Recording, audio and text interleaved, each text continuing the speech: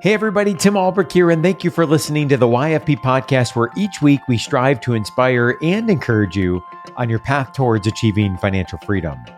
This week I had the pleasure of interviewing Dr. Warda Nawaz as we discuss what led her to leave her full-time pharmacy job just 3 months in, how and why she pivoted to a career in writing, and what she has learned about herself in the early stages of entrepreneurship.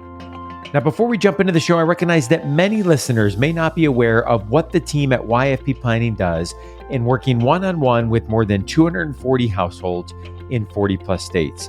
YFP Planning offers fee-only high-touch financial planning that is customized for the pharmacy professional. If you're interested in learning more about how working one-on-one with a certified financial planner may help you achieve your financial goals, you can book a free discovery call at yfpplanning.com. Whether or not YFP Planning's financial planning services are a good fit for you, know that we appreciate your support of this podcast and our mission to help pharmacists achieve financial freedom. Okay, let's jump into my interview with Dr. Warda Nawaz. Warda, welcome to the show. Hi, Tim. It's so nice to be here. Thank you for having me. Yes, I'm excited to share your story with the YFP community and really talk about how and why you pivoted to writing for a living, maybe a more non-traditional career path. So we're going to talk about that journey, why you made that pivot, what you're currently working on, some lessons that you learned along the way as well. But first, let's start with your pharmacy journey. Where did you go to school? When did you graduate? And what drew you into the profession of pharmacy? Yeah, so I graduated in 2019 from pharmacy school. I went to California North State University. I'm from California. I've lived here most of my life, so I just went to a local pharmacy school, which was nice. It saved me money somewhat. I originally had plans to do residency, but I didn't do that. I got into pharmacy because I majored in neurobiology, physiology, and behavior. So I had a scientific background, a very strong one. And the next logical step to me seemed like, okay, let's build on that. Let's do something with that. And at that time, I was really struggling with either do I go the writing route or do I stick with the sciences? I have loved writing all my life, and it was always a passion of mine. But I also come from a community and a culture where the arts and the sciences are kind of looked down upon, and they're not really taken very seriously. So I didn't know if I could build a very serious career out of that. And I was discouraged from pursuing it. So it was a very big struggle right after undergrad to figure out, well, what do I want to do? So I stayed one extra year in undergrad to figure out which health profession do I want to go into. And I chose pharmacy in the end because I ended up taking a class on the neurobiology of addictive drugs. And I got so fascinated by how drugs can change the human physiology and the behavior. And I also noticed that there's a really big problem in this country with substance abuse and drug addiction. And I wanted to play a role with that as a pharmacist. And so that's where my initial interest sparked. So I decided to go work in the community setting. And that's what I was doing for the past 2 years. And I was working on the front lines of the pandemic. It was odd because I started working right when the world changed. Yeah. So I never knew what a normal work situation looks like because everything was changing by the time I had just been hired. I got hired in March when the pandemic was announced. So everything had already changed. So it was odd, but it was interesting. But yeah, that's why I got into pharmacy. So you mentioned 2019, you graduated, worked a couple years in community practice and made a transition, which we'll talk about here in a moment. Obviously, you were in the thick of it in the pandemic. I'm curious, though, where you mentioned in a culture where, some of the arts may not be as highly regarded, and obviously we're talking here about a career in writing. Where did that interest in writing come from? Can you remember back to your youth, having that love for writing? Where did that come from? So I grew up in Pakistan. And as you know, Pakistan was colonized by the British. And so English was part of our language. In our culture, at least, I know growing up, I did not grow up reading books or novels per se, not like fiction novels anyway. I mean, there are books. Obviously, there's books in every country and nation and culture. But I realized there was something missing in my culture in regards to self-expression. I just didn't see as much of people pursuing writing careers or scholarly kind of pursuits. And I had this burning desire to write stories, to share experiences. And I remember sitting down when I was like 7 years old, and I was like sitting right next to my mom. And one of my assignments was to write like a story in English. And so my English then was very like broken and not very good. And my mom had done a master's in English. So she basically told me the story and I just wrote it down. But it was all her ideas. And I realized when I grow up, I want to have my own ideas. I don't want somebody to tell me what to do or what to write. I want to create my own stuff.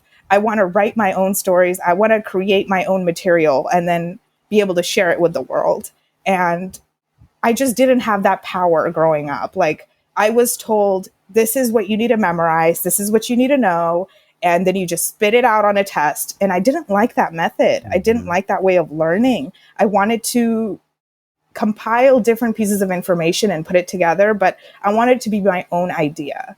And I got that critical analysis and thinking kind of learning more so when I came to the United States, because the United States has a very different educational system and I would say approach to learning. Yeah. It's very different from my own home country, where over there it's more about regurgitation and memorization, which, that works too for sciences. You got to memorize some things. But over here, there's a little bit more, I would say, freedom to analyze and to criticize and to create. And there's more opportunities to publish, to write, to do things. And I needed that freedom. And that's what I was seeking. Yeah. What a great time in 2022. We'll talk more about this, but when it comes to opportunities for publishing and writing, and it's a much more open space, right, than it used to be 10, 15, 20 years ago. And so you have this initial flame through this experience as a child that uncovers this desire to really tell your own story, to write your own story. And then you go down this path into the sciences, into pharmacy school. But sure enough, this flame would remain and would come back. And so a few months ago on LinkedIn, of which I really enjoy following you, and I hope our listeners will as well, you posted about a brutal wake-up call that you had in 2020 that ultimately changed the trajectory of your career and your life. Can you tell us about that and what shift started to happen career-wise through that experience? It was actually kind of sad because I was only 3 months into my pharmacy first professional job as an adult. First job, just imagine you're entering and you're so excited and all you want to do is go and help people. I mean, this is what I've been training my whole life to do, right? Or at least my 4 years in pharmacy school to do. And I was traveling as a pharmacist. I worked in the Northern California region, so I had to travel a lot. And I got into a car accident while driving to work. And the accident ended up damaging my foot in such a severe way that I couldn't stand or walk for a couple months. And my job obviously required me to be on my feet and to be very mobile and to move around. And it was a very physically demanding job. And I was like, well, how am I supposed to do my job if I can't even stand? I can't even drive. I couldn't drive for a very long time. So that was a bit traumatic and also just PTSD. I didn't want to go out and drive anymore. I was like, I'm done. So I did take the time to obviously recover and do everything the doctor told me to do. And then I went back, obviously, because I wanted to get back in the game and do what you're supposed to do. But I realized I kept suffering. Like, my suffering had not ended. My pain was persisting. I was having more injuries at work. I was suffering with more stress and more setbacks. My car was vandalized, which was lovely. I mean, I was seeing like signs after signs after signs that like, maybe you're not where you need to be because you need to do something where you can thrive and you can, you shouldn't have to kill yourself for your job, essentially. You should be thriving and having a good time.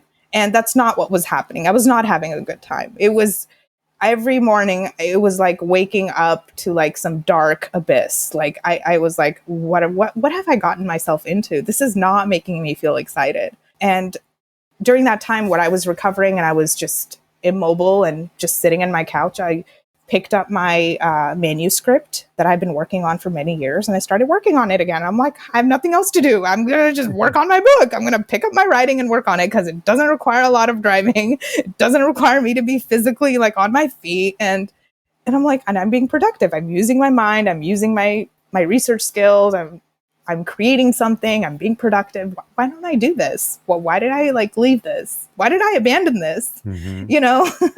So that was the wake up call. It was me realizing that you can lie to yourself about all that you want about this is not what I'm supposed to do. But I think life will always try to push you back to where you need to be, sometimes in traumatic ways. But I think you need to listen to yourself and your intuition. And that's basically what happened, but in a more obviously very sudden way. Yeah, and I want to read for a moment, from that post, because one of the things I really appreciate about your journey is that obviously the impact that you're having through your writing and will have through your writing, but also the impact and motivation you're providing to others. And one of the things you said in that post was, "This, my friends, was a wake-up call and a much-needed setback in my life that reset my life and career goals. Today, I no longer travel for work. Today, I write for a living. I wake up every morning looking forward to having control of my life, building my medical writing business, and working on my debut novel and feeling alive in the process. I don't put myself in dangerous situations daily so that I can bring home a paycheck. I live my life with more uncertainty, but also more freedom and reward. I also live with a greater appreciation for adversity and embrace it for what it has taught me." So as you hear those words now, a few months later, as you've made this leap, what jumps out at you? I mean, I'm sure this has been a challenging season. It's not all rainbows and butterflies, right? You made a significant jump from, a very known entity in terms of the work that you were doing. But how have you reflected on that over the last few months since you made that post? I feel the same way. Everything that I said in that is 100% still true, holds true. There is a lot of uncertainty in, I guess, my line of business, freelancing, because it's not a set job. You're not working for a company and you don't have set hours per se. You are your own boss. You have to go out and find clients. You have to take the initiative. You have to be constantly showing up for yourself. So you have to divide your time and block out your day and block out your schedule. So there's a lot of self initiative that you have to take in order to do this work. So there is uncertainty in that sense, because you know that every day will look a little bit different and you don't know how much work that you'll be given or that you'll be blessed with. And then for the novel writing, I mean, it's something I have to block out time for that as well. I'm finally, after 10 years of putting it away, I'm finally picking it up and doing it. And I've actually tried to come up with a routine. I'm going to write in the morning and I'm going to write in the evening. And I'm actually taking classes to help me learn, how do published authors who are successful, who've been in the business, how have they been doing it? Because I know a lot, how have they written 50 novels? They must have a method, right? So I'm learning from the experts, what did they do to make themselves so productive? Because you only have so many hours in a day and so many years in your life. So I'm doing what I can to make my time most efficient. And I also use these last few months to recover. I had surgery in June, so I was also taking this time to improve my health. All of that is in your hands when you are your own boss. I mean, you decide, when do you want to take a sick day? When do you want to be working like crazy? I mean, it's all up to you, but you have to show up every day for yourself. So, Warda, when you made this transition, was there any overlap? Had you been working on establishing some of the medical writing business, or even perhaps some of the novel work, or was this a hard I'm out and now I'm going to begin to build this thing from scratch? No. Yeah. There was some groundwork already done. For the novel writing, I had already finished my novel or my book in pharmacy school. So that was already done. Okay. That was a said and done thing. That was something on the back burner. I neglected it because I was now in the sciences and had zero time to write. And I realized I can't be writing full time and doing my day job. So I had to pick something. And obviously the accidents and all these other events made me eventually choose one or the other. And then for the medical writing, I had done coaching in 2021 when I was still in my pharmacy day job with Happy Pharm D. And that kind of helped me figure out and establish myself a little bit better on LinkedIn and also build my network a bit more. And it also helped me connect with other medical writers. I met Brittany Hoffman, an RX author, Yeah. and I met Sophie Ash as well. And I followed her for a very long time. I followed her content, her story, and I connected with her. And I messaged her a couple times just asking her questions about what is it like to have your own business and how do taxes work? And I don't know what this is like. Can I actually make a living doing this? Do you ever find it struggling to pay bills? So I asked these kind of questions before I totally jumped because I didn't want to jump and then not be like, oh my God, now I'm all alone. What do I do? So I had kind of done the groundwork and I was talking and asking questions, and I attended webinars for medical writing as well. And on LinkedIn, through people in the industry to help me learn more. And I was following all these successful entrepreneurs and I saw what they were doing. And I'm like, oh my God, why is everybody starting a business? I guess this is a thing now. But I was like, maybe this is like the modern age is like where you have to be your own boss because nobody wants to be in the pharmacy setting. Maybe everybody wants to create their own thing. But it wasn't just for me like following a fad. It was also knowing that like I was being very honest with myself. I'm like, if I do open a business, can I maintain it? And it also has to be a business I'm passionate about. And I was like, what kind of business should I start? And I was like, the only one I can think of right now is medical writing. So I got into the medical writing coaching program in January 2022, literally January 1st, 2022. Oh, cool. First of the year. And a month and a half into it, after I got one client, I know that doesn't sound very successful now, does it? Well, you got to start somewhere, right? Yeah. Right. So I actually started having people approach me and ask me and for projects and things. So I was like, you know what? I think I'm going to do this. But in order to do this, I need to let go of my day job because there's no way in heck I can split my brain for my day job and do this. So at that point, I had to make the difficult decision of jumping ship and, putting my resignation for my day job so I can focus on my business. Because I was like, there's no way I can do both. I mean, I do like the income side that comes with that security of that day job. But then I was like, at some point you have to take a risk. And from every advice that I've been given from the people who are way ahead of me for these entrepreneurs, they say that you have to take calculated risks. You have to take risks. There's just no reward if you don't even try. So I was like, I have to try at least. So. And that was part of the reason I wanted to ask that question was because I hear from a lot of pharmacists that, may have an idea, but they're caught in between, when do I, potentially take that risk and, can I bridge this and do two things at once? And you mentioned calculated risk. Did you consider at one point like a part-time role and then you'd work on the business part-time, or apparently if not, like what really led you to this path of like, I'm going to go all in? It was at that point, honestly, my health was suffering so much, my mental and my physical health. There was no way I could have kept going at my day job. I couldn't drive for long periods of time already. I had work restrictions. Standing on my feet hurt my foot. My work condition actually got worse as a result. So I knew if I chose my day job just in order to keep the income and the sense of security, I was only going to dig myself deeper. And I had already done that for the last 2 years. So I knew at that point I had to pick me, even if it hurt me financially a little bit in the beginning anyway. So I had started to save up and I was being very careful with how I was spending my money. And obviously the coaching was an investment as well. So I calculated everything, like, okay, how much have I spent? How much am I planning on actually making a return on this investment? So I had to put all of that into consideration before I jumped. But at some point you have to do it because you can't predict everything that's going to happen, right? You cannot. There's no way.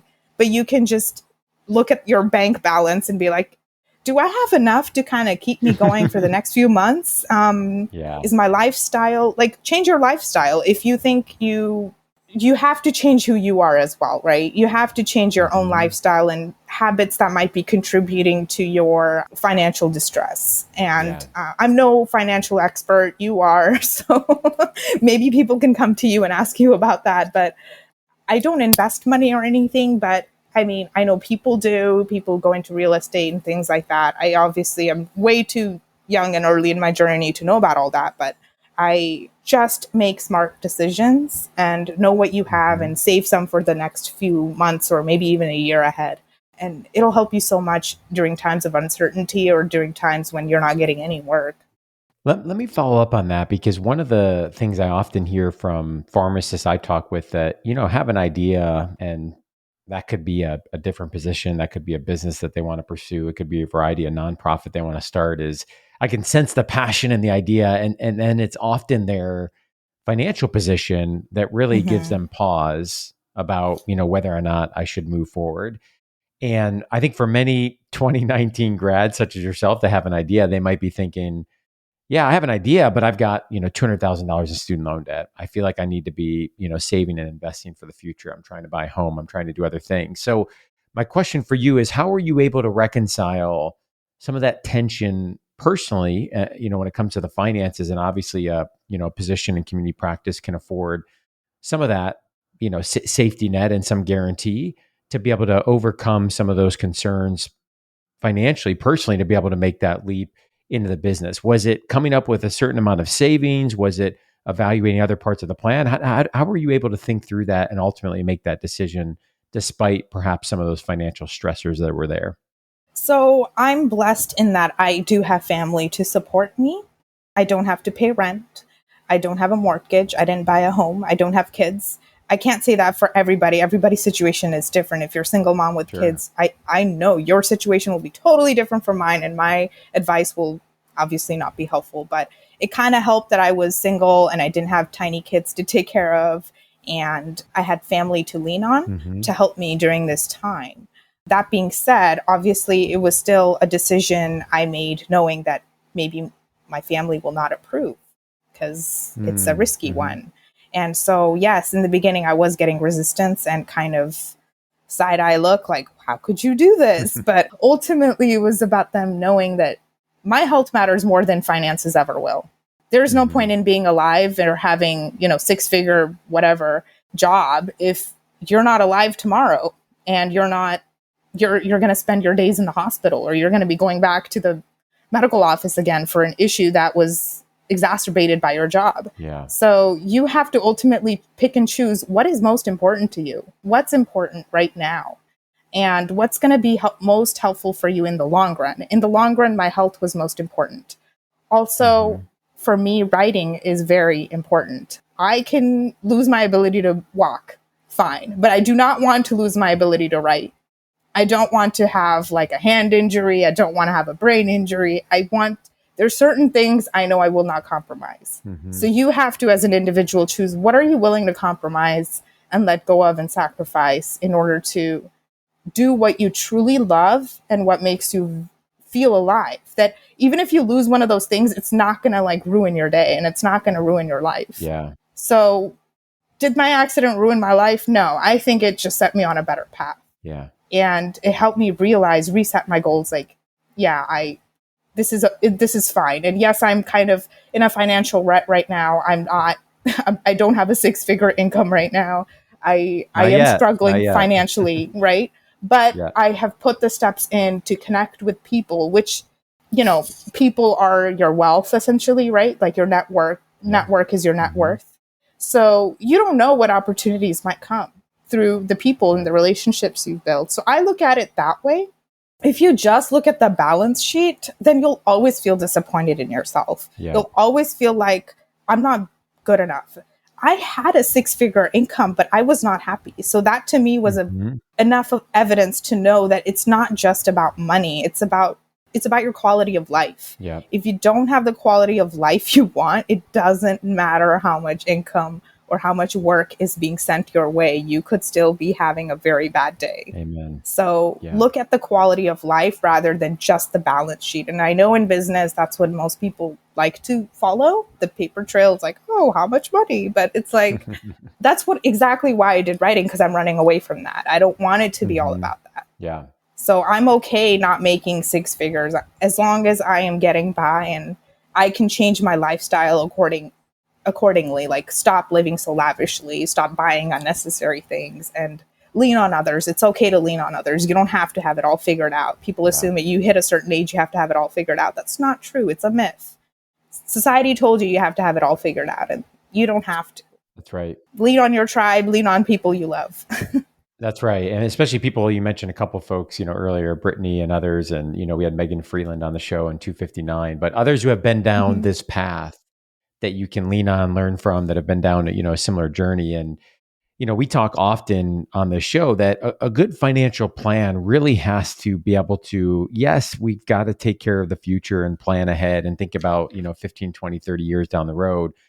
But we also have to live a rich life, along the way. And part of living a rich life is doing work that you love Mm-hmm. and contributing in a meaningful way based on, the gifts that obviously you've been given and the impact that you can have. And so, I think our work is often a piece of that can be so important.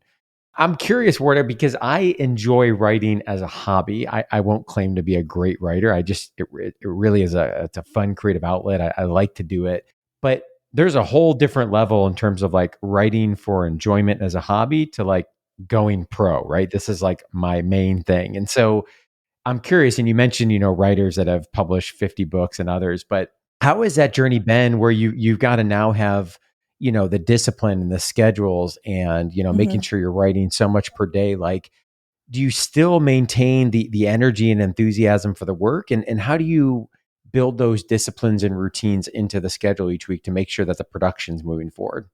So I'm actually part of a writing mastery academy. It's basically a website created by a very successful best-selling author. She's written like 20 novels, and she has a lot of content and coursework on there about exactly the questions that you asked, like Mm, lifestyle, routine, things like that, but also like how to write quickly and efficiently so you can actually make a living out of doing this, how to sell your hmm work, marketing, because these are all these skills that obviously I did not learn in pharmacy school, right? These are new skills I'm learning and developing constantly. I have talked to authors as well, and I've talked to publishing experts about like writers conferences and where you can meet people and you can develop yourself. hmm So it's basically like in pharmacy where you go to conferences, you network, you talk to people, right? There's just like that with the writing industry as well. There's so many writers conferences. I was like Googling it the other day and there's like a million of them. And I'm hmm actually scheduled to go to one in LA. God willingly, it works out in August. Okay. And there's another one in Kauai in November that I'm planning on going to.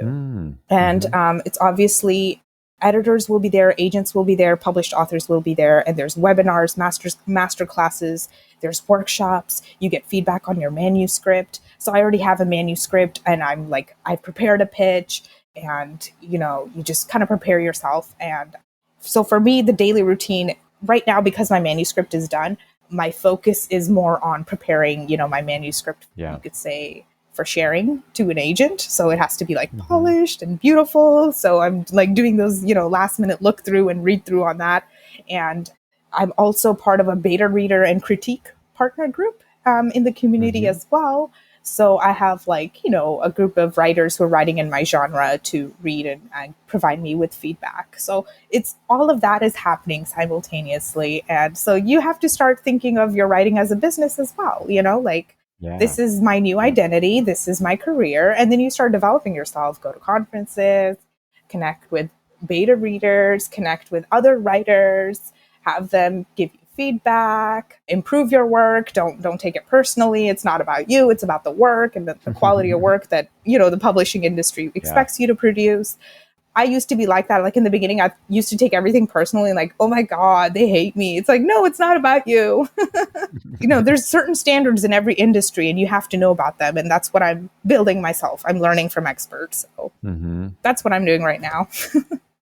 Word, a couple weeks ago on LinkedIn, you posted something about reaching out to an author that you've looked up to, and was somewhat surprised, I think, by the response that you received. Can you tell us about that story and what you learned through that interaction?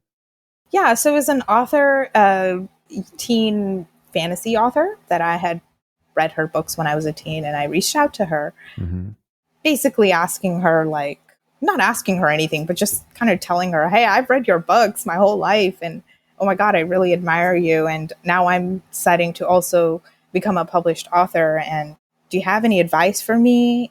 And then she told me that, like, the best advice that I was given was that you should never stop writing. And she also told me about writers' conferences, and she told me to develop myself more and to meet people in the industry. And Mm-hmm. it just basically told me that, even if you're like the only person in your family or whatever who's pursuing this path, don't feel discouraged and just start. Like, I think for me, at least, I know I'm a perfectionist. I'm very hard on myself. I'm very Mm-hmm. self-critical. I'm like, will I ever be good enough? But I think it starts with you not trying to compare yourself to people who are already well established, Mm-hmm. and knowing that everybody has to start somewhere. Yeah, I just loved her response because she was so supportive, and it's obviously a very big deal when it's somebody that you actually read their works and you really admire it. And a lot of her stuff actually helped inspire me to get into this genre as well. So that was cool. I love that story because I think that for whatever reason, when I talk to aspiring pharmacy entrepreneurs and I encourage them to do what you just did, reach out to someone who's doing something, along the work that you obviously admire and can learn from. There's this perception that like people are unreachable, untouchable. And I think more often than not, not always, but more often than not, people are willing to share, people are willing to be encouraging. Mm-hmm. And that might mean other pharmacists, or in this case, it might mean not pharmacists, right? And obviously other people that are out there. And so I think taking a little bit of leap of faith to, reach out to 3, 5, 7, 10 people and, get some input, feedback, someone that will be willing to take some time to bounce some ideas off and not necessarily just make the assumption that, they're too busy, like they're not gonna, Yeah. take time to listen to what I have to say. So I was glad to see that. That was a neat example. Where when I think about the transition to starting your own business, it can be exciting and it can be overwhelming. It's obviously exciting as you explore an area that you're passionate about, but it also can be overwhelming that there's just a lot of things that you have to do and to put in place, and that could be, things like setting up the actual infrastructure of the business. That could be, now you're having to market yourself and sales and, reach out to folks. As you reflect on this journey and making this transition from employee to entrepreneur, Mm-hmm. have there been one or two areas that you can identify that have really been, opportunities, whether you want to call them bumps in the road or opportunities to grow and to learn, that you really have experienced and learned about yourself through this transition? So yeah, there have been a couple of opportunities where I've definitely learned new skills that I didn't have before. Well, number one is obviously social media, being comfortable being on that platform. Yeah. Figuring out, well, what's the best platform to develop your presence? And depending on what kind of business you're setting up, it will be different. For medical writing, I mean, LinkedIn is good enough. I could explore other options, but right now I'm just staying focused on LinkedIn. It's a very intellectual Mm-hmm. platform. And I think, yeah, LinkedIn is just good for meeting other professionals because it's focused more on Yep. your career development.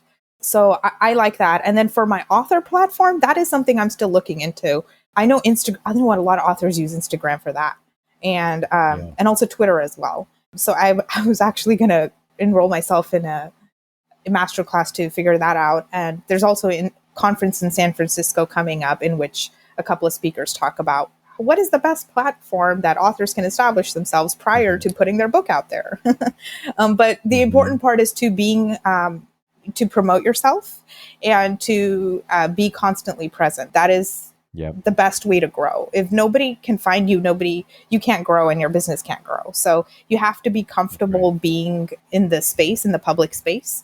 And that is something that I obviously had to learn to do. It doesn't come easy because I'm an introvert and I'm extremely shy about being in this open space. It feels very awkward at times, but I Mm-hmm. know it's part and parcel of just being in this business, even as an author. Like, Yeah. we're very reclusive. We're like, oh, don't come near me. We don't want cameras on us. We don't want the attention, but we do want our work to be known. But it's not like it's hard. But you have to eventually realize the focus is in the end not going to be on you, but more on the types of work that you're Right. putting out there. So just learning about that. It's a mindset shift as well. Also, another, I guess, hard skill that I learned besides just developing an online presence, marketing, learning how to sell yourself. I mean, that's Yeah. pretty, I'm still developing that. I'm not, by no means an expert. I'm still figuring out, okay, what software should I use if I want somebody to like buy something from me, like setting that up. Hmm. And also website. I have built a website, but it's a DIY, do it yourself website. It's not by any means done by a Yeah. professional or a graphic designer. So I was learning about like graphic designing a little bit, like what fonts work, what colors work. And, I was just tinkering with it, and I'm not an expert, but I'm figuring it out. What Got to really start. helped, yeah, Yeah. exactly. That's why I did the coaching program, because it taught me all those skills. Week by week, we went and focused on different issues. So the first week, I think we focused on building your online presence. The second week, we worked on the resume. Third week, we worked on writing samples and portfolio. So having an actual thing to showcase. And then fourth week, I think we worked on something else. And then fifth week, we worked on building the website. So each week we focused on something else. And that's how I basically ended up building the infrastructure of my business. Like, okay, this is how I'm going to market myself. This is the platform that I'm going to use. And Hmm. it's up to you as a business owner. Do you want to have a website? It is an investment. So that's why I say, like, save a little bit ahead of time so you can prepare yourself for this. Right. But just also know it doesn't have to be all squared away from in the beginning. You can always invest more professionally later. But at least I got the basic groundwork. Also, do you want to have a logo for your company? Come up with a company name. Figure out a logo. Logo's not that Hmm. important, but I mean, it helps. It kind of makes you feel good if you created something for yourself, right? For Hmm. medical writing, if you're opening your own business or a company, it's good to register it as an LLC, limited liability company, so you can protect yourself from liabilities. So, all of that. That's great. And I admire your hunger to learn. I've heard you mention at least 3 or 4 times, different courses you've jumped in to learn through new things, different communities that you've jumped in. And so I think that hunger to learn, that motivation to recognize, it's one of the gifts we have of living in 2022, right? We can pretty easily, if we're willing to put in the time and the effort, go out and find opportunities where we can learn and grow our skills. So I love that mindset. I love your not only the hunger to learn, but also the hunger to just implement and get started, even if it's not perfect, and really to step outside of your comfort zone. And I would encourage you, and I think you do an awesome job of this, that, as you continue on this mission and the work that you're doing, on some level, it's a responsibility to put yourself out there, because yes, it's increasing the awareness of your work, but I can also assure you that it's also motivating others in their own journey. And I think that, Oh, yeah. that is perhaps equally as exciting. So Hmm. this has been fun, and I look forward to continuing to watch your journey as you progress with the business. Where is the best place that folks can go to connect with you and to continue to follow your work? Oh, that's so sweet. LinkedIn. I'm on LinkedIn. I'm thinking of actually creating an Instagram account. I was told by somebody in the publishing industry, like, "Oh, you should have that if you're really serious about this." And I'm like, "Okay, cool. I'll do that." But yeah, LinkedIn is a great way to follow me. I don't have any other. I mean, I do have Facebook, but I don't really use it. So follow me on LinkedIn. Email me. DM me. Great. We will link to that in the show notes. We'll also link to the website, jasminemedical.com, if folks want to take a look there as well. So thank you so much for taking time to come on the show. I really appreciate it. Thank you so much for having me. This has been very fun. As we conclude this week's podcast, an important reminder that the content on this show is provided to you for informational purposes only and is not intended to provide and should not be relied on for investment or any other advice. Information in the podcast and corresponding material should not be construed as a solicitation or offer to buy or sell any investment or related financial products. We urge listeners to consult with a financial advisor with respect to any investment. Furthermore, the information contained in our archived newsletters, blog posts, and podcasts is not updated and may not be accurate at the time you listen to it on the podcast. Opinions and analyses expressed herein are solely those of your financial pharmacist unless otherwise noted and constitute judgments as of the dates published. Such information may contain forward-looking statements which are not intended to be guarantees of future events. Actual results could differ materially from those anticipated in the forward-looking statements. For more information, please visit yourfinancialpharmacist.com/disclaimer. Thank you again for your support of the Your Financial Pharmacist podcast. Have a great rest of your week.